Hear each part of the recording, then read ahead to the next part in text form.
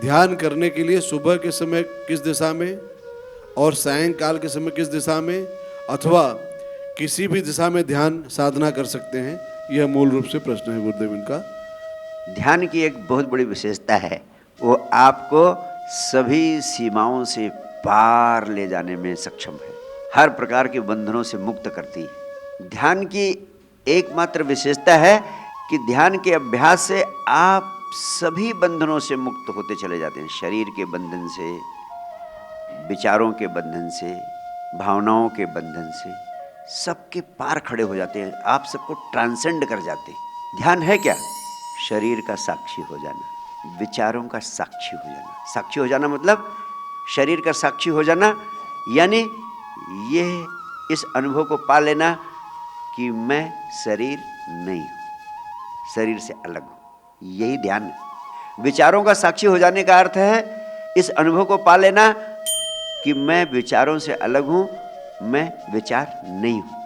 केवल इस अनुभव को आप पा लेते हैं तो विचारों के पार चले जाते हैं। अब विचारों के बंधन आप पर लागू नहीं होते। ऐसे जो भावनाएं उठती हैं आपकी, प्रेम की, घृणा की, उन हृदय के भावों के प्रति भी आप साक्षी हो जाते हैं, यानी उनके बंधन से भी मुक्त होते चले जाते हैं। ध्यान जो आपको सभी बंधनों से मुक्त करता है, उसके लिए पूर्व पश्चिम उत्तर दक्षिण का क्या बंधन, वो सभी बंधनों से मुक्त है।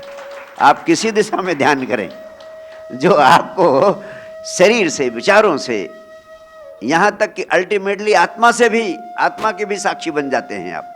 जब सबके पार आपको ले जाता है, जो इतना शक्तिशाली है, उसको दिशाएं कहीं बांध सकती हैं? वो तो दिशाओं से भी बड़े। तो ध्यान करते समय किसी दिशा का कोई बंधन नहीं है। किसी दिशा में ध्यान कर सकते हैं, किसी दिशा में बैठकर ध्यान कर सकते हैं, किसी दिशा में मुंह हो, किसी दिशा में पीठ हो, कोई फर्क नहीं पड़ता। ये सब हमारे मान्यताओं के बंधन हैं, इनसे मुक्त होना। जितने ही हम मान्यताएं बनाते हैं उतना ही ज़्यादा बंधते, ये ध्यान रखें। इतनी ज़्यादा मान्यताएं बना रखी हैं कि हमारा पूरा जीवन ही बंधन हो गया है। शरीर के तल पर बंधे हुए हैं, विचारों के तल पर भी हमारी कुछ मान्यताएं हैं, हम उनसे बंधे हुए हैं। हिंदू, मुस्लिम, सिख, ईसाई होना ये मान्यताओं का बंधन ही तो है।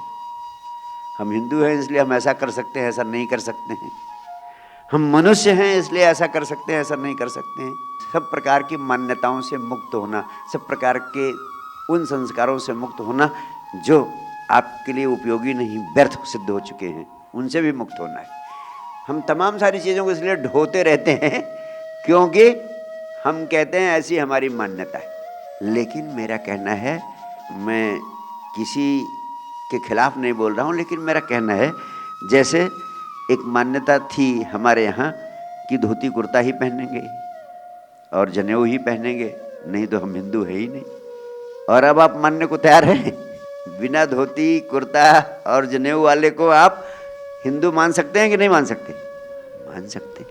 तो ये धीरे धीरे समय तोड़ देता है। समझदार आदमी समय की प्रतीक्षा नहीं करता, जो व्यर्थ की मान्यताएं हैं उनको तुरंत तोड़ देता है समझदार आदमी। तो आप में विजडम आए, आप में समझदारी आए, तो हर तरह की मान्यताओं को अभी तोड़ दें।